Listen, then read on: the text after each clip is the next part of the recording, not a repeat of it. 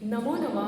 मम नाम संजीताः LPM public स्कूलम सर्वेषां हार्दिकं स्वागतम। प्यारे बच्चों, आज हम सब अपनी पाठ्य पुस्तक संस्कृत रत्नम के कक्षा 5 के पाठ है पंचदशः पाठ। इसमें जो हमारा प्रकरण है मम गृहम नामक पाठ का अध्ययन करेंगे।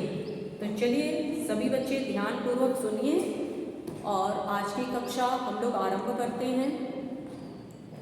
मम गृहम, मम मीन्स होता है मेरा और गृहम घर, मेरा घर।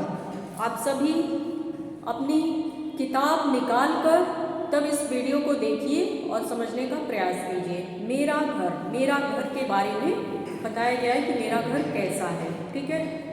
इदम मम गृहम अस्ति, इदम मीन्स होता है यह, मम मेरा, गृहम घर, अस्ति है, यह मेरा घर है। गृहस्य मुख्य द्वारे कलशो स्तः, घर के, देखिए काले अक्षर जितने भी आपके दिए हुए हैं, मम, गृहस्य, वासस्य, तस्या, नगरस्य, ये सभी क्या है? षष्ठी विभक्ति के संबंध सूचक है। षष्ठी विभक्ति, जैसा कि आपको याद है, विभक्ति 8 प्रकार की होती है। प्रथमा, द्वितीया, तृतीया, चतुर्थी, पंचमी, षष्ठी, सप्तमी। ठीक है, संबोधन। और संस्कृत में वचन 3 होते हैं, एक वचनम, द्विवचनम, बहुवचनम। और पुरुष कितने होते हैं? प्रथम पुरुष, मध्यम पुरुष, उत्तम पुरुष। तो इस आधार पर हम लोग देखेंगे। और कारक चिन्ह आपको पता है, कारक चिन्ह में ये संबंध कारक के लिए प्रयोग होता है। षष्ठी विभक्ति, जैसे गृहस्य, घर के, रामस्य, राम शब्द का रूप आपने याद किया, रामः, रामम, रामेण, रामाय, रामात, रामस्य, रामे, राम। तो गृहस्य, रामस्य, इसका मतलब इसमें षष्ठी विभक्ति है और षष्ठी विभक्ति संबंध को बताती है, संबंध सूचक है। इसका चिन्ह है काके की रारे री। चलिए देखिए, इदम मम गृहम अस्ति, यह मेरा घर है। गृहस्य मुख्य द्वारे कलशो स्तः, गृहस्य मतलब घर के मुख्य द्वार पर 2 कलश हैं। गृहे अनेके प्रकोष्ठा सन्ति, घर में अनेक प्रकोष्ठा मीन्स होते हैं कमरे, कमरे हैं। संति बहुवचन है तो इसलिए यहाँ पर है का प्रयोग करेंगे। घर में अनेक कमरे हैं। वासस्य प्रकोष्ठा, वासस्य मतलब रहने का स्थान, रहने के कमरे। अध्ययन प्रकोष्ठा च सन्ति, च मीन्स होता है और, संति बहुवचन के लिए मतलब है। तो रहने के कमरे और अध्ययन के कमरे हैं इसमें, मतलब अलग अलग कई कमरे हैं। मम गृहे माता पिता अग्रजो भ्रातृजाए इत्यादयः वसन्ति। मम मीन्स मेरा, मेरी, मेरे। मेरे घर में माता पिता, गृहे मतलब घर में, अधिकरण कारक। ठीक है, गृहे। मेरे घर में माता पिता, अग्रजो मीन्स 2 बड़े भाई, भ्रातृजाए मीन्स 2 भाभियां इत्यादि रहते हैं। मम एका भगिनी अपि अस्ति, मम मीन्स मेरी, एक भगिनी मीन्स बहन, बहन अपि भी अस्ति है, मेरी एक बहन भी है। तस्या नाम नीरा, तस्या मतलब उसका नाम नीरा है।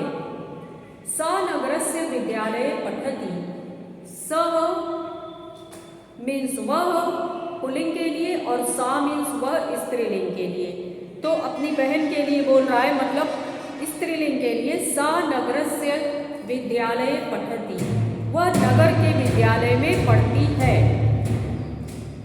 विद्यालये बालिकानां विपुला सन्ति अस्ति, विद्यालय में अधिक संख्या में बालिकाएं हैं। मम भगिन्याः मित्राणि मम गृहम अपि आगच्छन्ति, मेरी बहन के मित्र भी मेरे घर आते हैं। आगच्छन्ति मतलब बहुवचन के लिए प्रयोग किया गया है, आते हैं। गृहस्य मध्ये प्रांगणम अस्ति।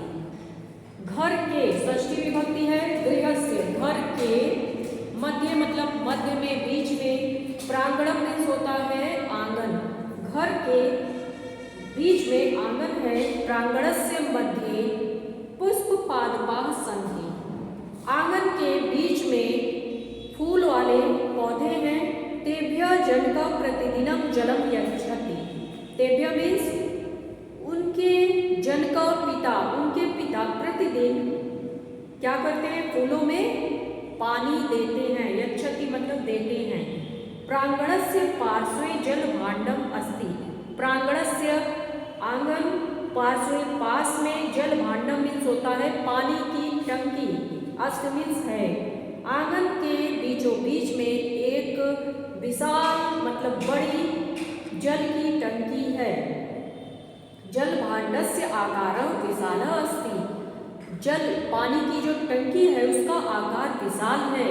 मम परिजनानां विनोदाय गृहे एकं दूरदर्शनम अस्ति।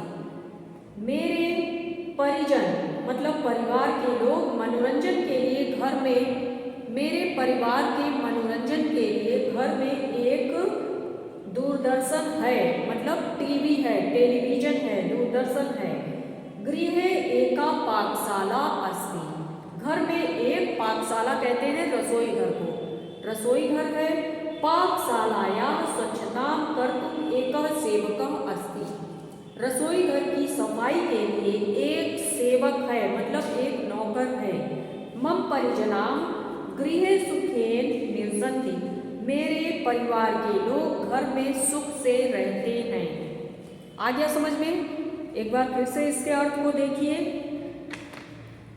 और इसको अच्छे से आप लोग बार बार पढ़ने का प्रयास कीजिए। संस्कृत है, बार बार आप पढ़ेंगे तभी अच्छे से आप इसका उच्चारण कर सकते हैं।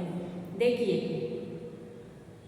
पंचदश पाठ, पंच मीन्स 5, दश मीन्स 10, मतलब 15 पाठ। 15वां पाठ है मम गृहम, मेरा घर। इदं मम गृहम अस्ति, यह मेरा घर है। गृहस्य मुख्य द्वारे कलशो स्तः। कलशो मतलब तृतीया विभक्ति। कलशः, कलशो, कलशाः। घर के मुख्य द्वार पर 2 कलश हैं। गृहे अनेके प्रकोष्ठाः सन्ति। घर में अनेक कमरे हैं। वासस्य प्रकोष्ठाः, रहने का कमरा। अध्ययनस्य प्रकोष्ठाः च सन्ति, और अध्ययन के कमरे, रहने के कमरे और पढ़ने के कमरे हैं। मम गृहे माता पिता अग्रजो भ्रातृजाए इत्यादयः वसन्ति। मेरे घर में माता पिता, 2 बड़े भाई और 2 भाभियाँ इत्यादि हैं। मम एका भगिनी अपि अस्ति। मेरी एक बहन भी है। तस्या नाम नीरा, उसका नाम नीरा है। स नगरस्य विद्यालये पठति। सा मीन्स स्त्रीलिंग के लिए सा, पुल्लिंग के लिए सह और स्त्रीलिंग के लिए सा। वह नगर के विद्यालय में पढ़ती है। विद्यालये बालिकानां विपुला संख्या अस्ति। विद्यालय में बालिकाओं की संख्या अधिक है। मम भगिन्याः, मेरी बहन की, मित्राणि मम गृहम् अपि आगच्छन्ति। मेरी बहन के मित्र मेरे घर भी आते हैं। गृहस्य मध्ये प्रांगणस्य अस्ति। घर के बीच में एक आंगन है। प्रांगणस्य मध्ये पुष्पपादपाः सन्ति।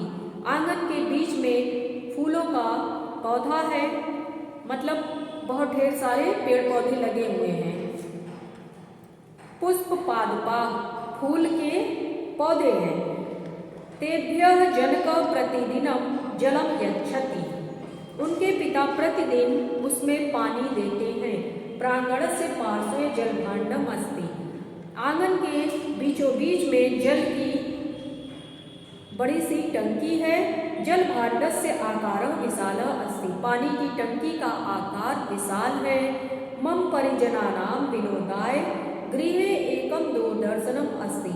मेरे परिवार में मनोरंजन के लिए एक दूरदर्शन है। गृहे एका पाकशाला अस्ति। घर में एक रसोई घर है। पाकशालायाः स्वच्छतां कर्तुम् एकः सेवकः अस्ति। रसोई घर की स्वच्छता के लिए एक नौकर है। मम परिजनाः गृहे सुखेन निवसन्ति। मेरे परिवार के लोग घर में सुखपूर्वक रहते हैं। तो बच्चों, उम्मीद करती हूँ कि आपको समझ में आ गया होगा। इस पाठ के अर्थ को भी अच्छे से बार बार प्रयास कीजिए पढ़ने का, ठीक है। अब कुछ शब्दार्थ हम लोग देखते हैं, इसे आप लोग याद कर लीजिएगा, तभी आप अच्छे से पढ़ सकते हैं। जैसे मम मीन्स मेरा, मुख्य द्वारे मतलब मुख्य दरवाजे पर, कलशों का मतलब दो कलश, इसमें द्विवचन है दो कलश, इसका मतलब दो है बहुवचन के लिए। प्रकोष्ठाः कमरे, अग्रजो दो बड़े भाई, भ्रातृजाए दो भाभियां, भगनी बहन, अपि मीन्स होता है भी, तस्या मीन्स उसका, बालिका नाम लड़कियों की, विपुला मतलब बहुत, भगिन्या बहन की, मित्राणि सखियां, यच्छति मीन्स देते हैं, जलभांडम जल की टंकी, परिजना परिवार के लोग, सुखेन सुखपूर्वक, निवसंति मीन्स होता है निवास करते हैं। तो इतना आप लोग पढ़ लीजिएगा, बाकी का PDF भी भेज दिया जाएगा। आप लोग प्रश्नोत्तर करके किताब में आपके जो भी अभ्यास के प्रश्न हैं उसे लिख लीजिएगा। तो चलिए बच्चों, उम्मीद करती हूँ कि मेरे द्वारा बताया गया यह 15वां पाठ मम गृहम मेरा घर, यह समझ में आपको आया होगा। आप सब इसे बार बार पढ़ने की कोशिश करें और संस्कृत है इसको समझने की भी कोशिश कीजिएगा ताकि आपको अच्छे से समझ में आ जाए। तो चलिए अब आज के लिए बस इतना ही। धन्यवाद।